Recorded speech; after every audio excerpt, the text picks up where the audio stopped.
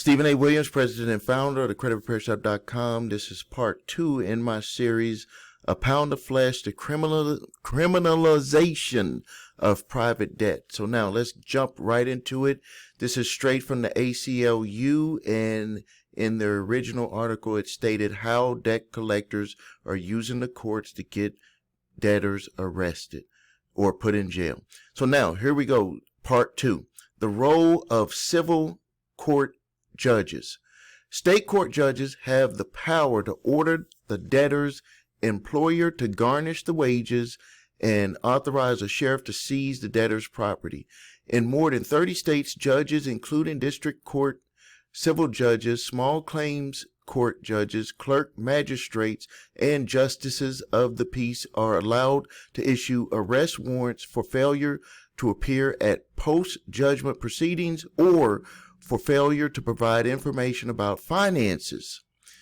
These warrants, usually called body attachment or copious warrants, are issued on the charge of contempt of court. In cases, debtors are threatened with jail for contempt of court if they do not pay or agree to payment plans.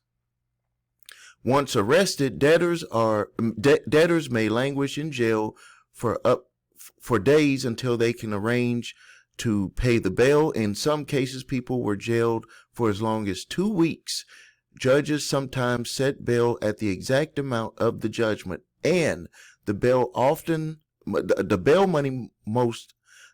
money often is turned over to debt collectors or creditors as payment against the judgment. Many of those arrested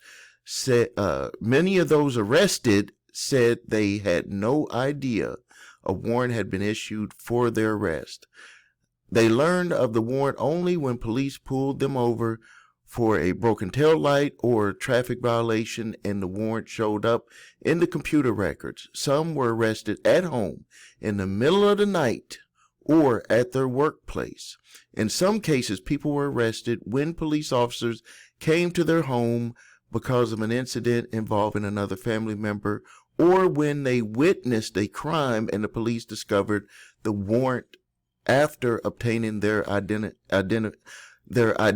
information. In other cases, debtors with warrants issued against them were arrested when law enforcement conducted a sweep of all residents of public housing who had outstanding warrants for any reason. These arrests impose real cost on the courts and jails in time and resources. Sorry about that. The arrest impose real cost on the courts and jails in time and resources, but the damages these arrests do to debtors, including those whose debts are disputed, that's a key word, disputed, in terms of lost wages, lost jobs, and psychological distress, can be enormous. Arrest warrants, even if they don't result in jail, can cause long-lasting harm because such warrants may be entered into background check databases and serious consequences for future employment, housing applications, educational opportunities, and access to security clearances. Now, let me talk about a situation that just happened with an individual who is being sued by a debt collector. In the production and admissions and interrogatory document, they actually asked the individual if they had any types of warrants for their arrest or did they have any criminal records. That is totally outside of the bounds of what someone should be asking an individual while they're in a civil court proceeding about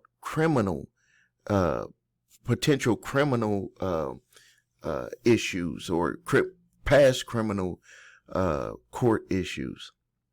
So this stuff is real, and I just want to make you aware of it. This is part 2. Part 3, and I just gave you a little head start on it. Part 3 is going to be prosecutors and debt collectors as business partners. And again, this is coming straight from the ACLU. This is reporting that they've made. I'm making you aware of it. And again, what is the solution? The solution is to not get yourself in these situations. And it starts with repairing your credit. Once you repair your credit, well, once you know what's wrong with your credit, you can start preparing to repair your credit so you cannot put yourself in a position to be in these situations. If you need help with your credit, please visit us at creditrepairshop.com. Watch the video What Makes Us Different so you can see my 8-point validation process, my two-phase settlement process. If you don't have your credit reports and scores, because you can have information on there and not even know about it, and the debt collector could be proceeding to take you to court, and you could find yourself in a situation just like this. Get your complete credit reports. Go to www.your3scores.com to grab your TransUnion, Equifax, Experian credit reports and all 3 scores so you'll know what is on there. If you have debt collectors coming after you early in the game, grab my 3-pack of letters, statute of limitations, debt validation, cease and desist collection activities letters. Those letters can stop a lot of this stuff early. If you find yourself being sued by a debt collector, there is a link below. Go to my website, thecreditrepairshop.com. In the bottom right corner, upload your name, your phone number, and a copy of that summons. We don't want to find yourself opening up to this type of situation. I used to say that if you get a default judgment, you're just opening yourself up to garnishing of wages or garnishment of your bank account or freezing your bank account or taking your assets. We have number 5 now, opening yourself up to a warrant for your arrest if they do a post hearing and you don't show up. Thank you for your time. Please subscribe to the channel. Post your questions and comments. It's Stephen A. Williams, President and Founder of thecreditrepairshop.com.